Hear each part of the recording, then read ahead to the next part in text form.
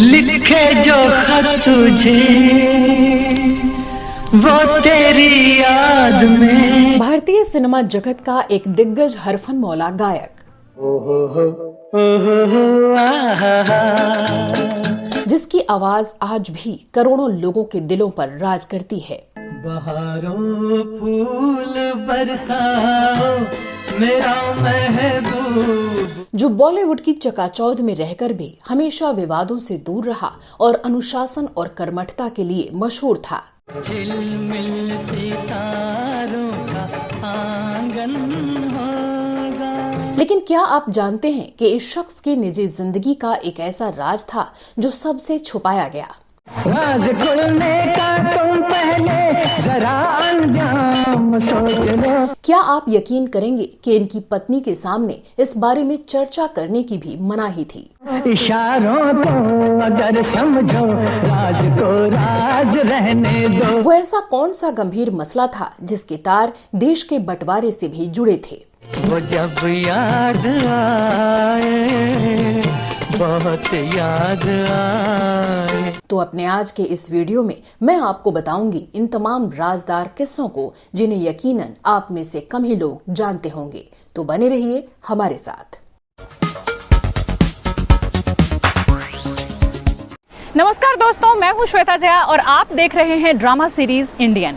Film industry की चकाचौंध भरी दुनिया में रहने के बावजूद ना ही कोई र्यूमर और ना ही किसी अफेयर की चर्चा। जी हां, हम बात कर रहे हैं जाने माने सिंगर रफी साहब की। लेकिन उनके निजी जिंदगी में एक ऐसा राज था जिसे वो हमेशा सबसे छुपाते रहे। तो आज के अपने इस शो में हम बात करेंगे रफी साहब की निजी जिंदगी के उसी राजदार किस्से की। कैसे समझाऊं बड़ी ना समझ हो।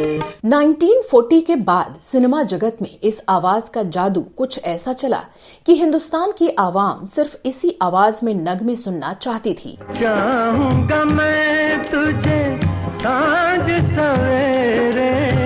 रफी साहब का अंदाजे तरन्नुम ऐसा था कि कोई उसे कोयल की तान कहता तो कोई गंगा की निर्मल धारा कहकर नवाजता था। गंगा तेरा पानी अमृत झरझर बहता जाए।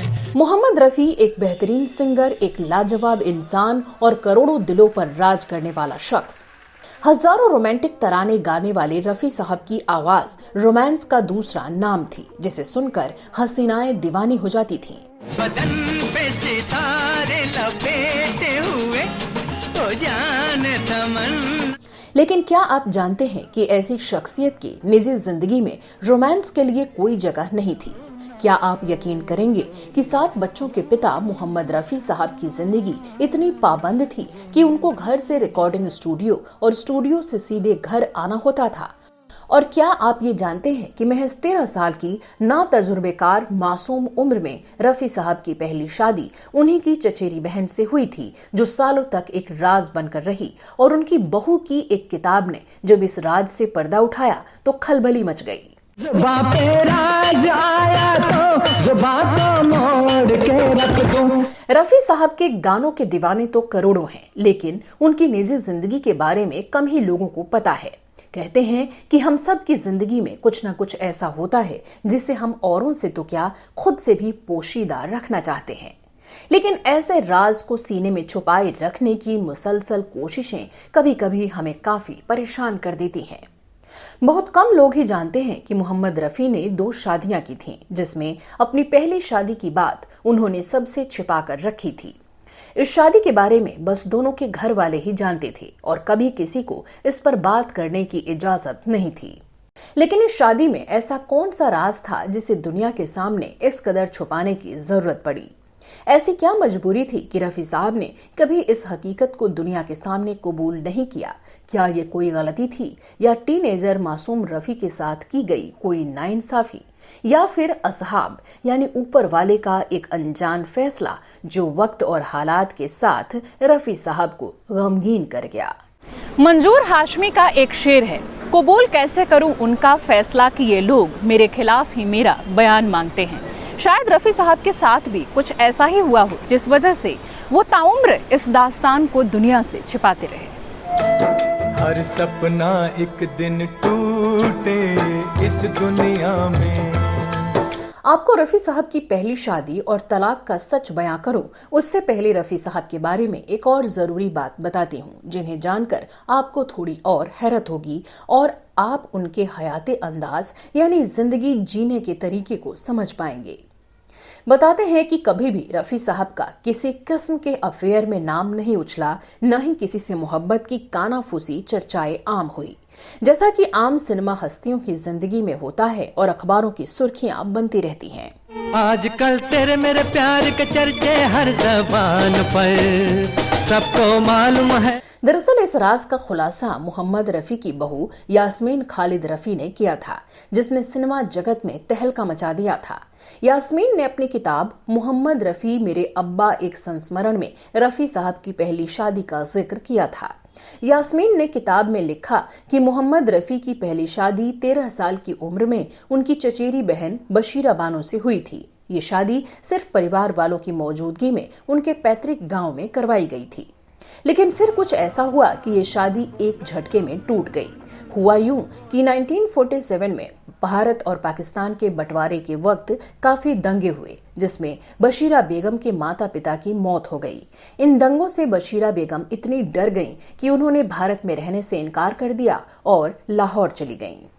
लेकिन रफी साहब ने अपनी बेगम की जगह हिंदुस्तान को चुना और साथ ही अपने गायकी के करियर को भी आगे बढ़ाने के लिए मुंबई में ही रुकने का फैसला किया। बताते हैं कि इस शादी से उनको एक बेटा भी था जिसका नाम सईद था और बाद में रफी साहब ने उसके आगे की पढ़ाई के लिए उसे लंदन भेजा।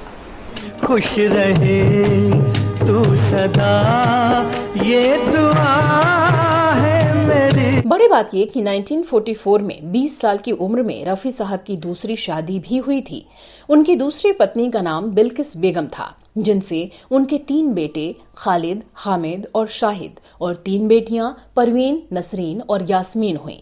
जब रफी साहब की ये शादी हुई थी तो उनकी पहली पत्नी भी भारत में ही मौजूद थीं। हालांकि इस बारे में कोई जानकारी नहीं मिलती कि क्या ये दोनों बीवियां साथ में एक ही घर में रहा करती थीं या अलग आशियाना था। जानकार बताते हैं कि रफी साहब के घर में उनकी पहली पत्नी के जिक्र की सख्त मनाही थी, क्योंकि उनकी दूसरी पत्नी बिल्किस बेगम उन्हें बिल्कुल पसंद नहीं करती थीं और उनके बारे में चर्चा से भी आग बबूला हो जाती थी। अगर कभी कोई इसकी चर्चा कर देता तो बिल्किस बेगम और रफी साहब के साले जहीर बारी इसे अफवाह कहकर बात को दबा देते थे। रफी साहब की बहू यास्मीन रफी ने अपनी किताब में ये भी लिखा है कि वो कभी ये बात नहीं समझ पाती थीं कि इस बात को छिपाने की क्या जरूरत है।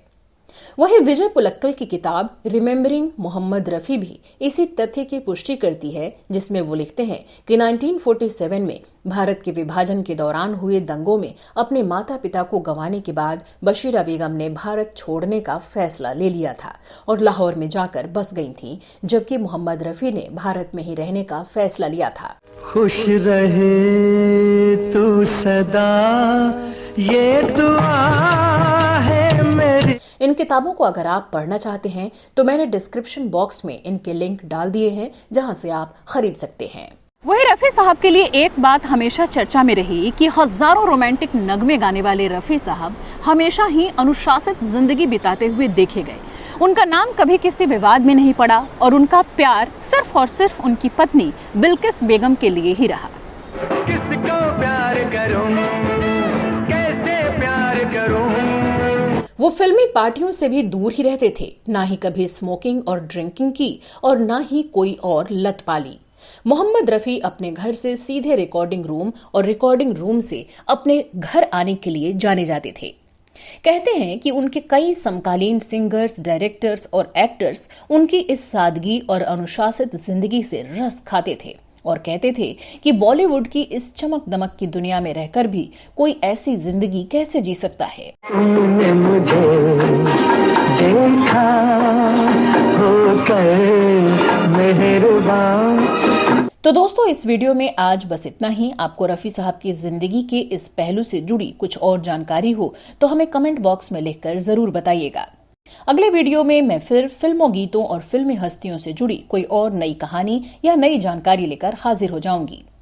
मुनव्वर राना के एक शेर के साथ आपसे विदा लेना चाहूंगी। हमारे फन की बदौलत हमें तलाश करे, मजा तो जब है कि शोहरत हमें तलाश करे। चलते चलते आपको एक और जानकारी दे दूं कि अगर आप मेरी तरह घूमने फिरने के शौकीन हैं तो हमारे दूसरे channel Shweta Jaya travel vlog की सैर भी आप कर सकते हैं। वहां आपको अलग अलग जगहों, मोनूमेंट्स और रिलीजियस प्लेसेस के बारे में पूरी जानकारी मिलेगी। तो चलिए कुछ और अनटोल्ड बॉलीवुड स्टोरीज के साथ अगले शो में होगी आपसे मुलाकात। फिलहाल मुझे दीजिए इजाजत, नमस्कार।